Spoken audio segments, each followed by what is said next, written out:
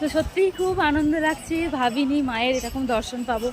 Train late হওয়ার কারণে আসলাম, কিন্তু সত্যি মায়ের দর্শন থেকে ভোগ থেকে সমস্ত কিছুই আমরা পেলাম। খুবই ভালো লাগছে, সত্যি মায়ের এত কৃপা।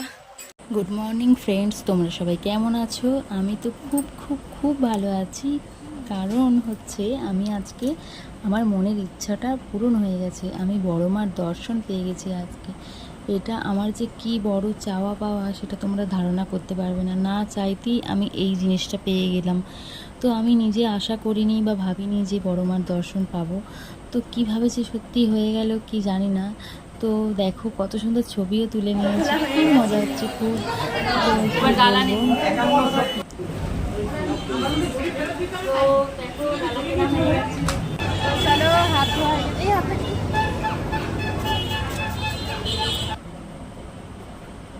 তো যাই হোক,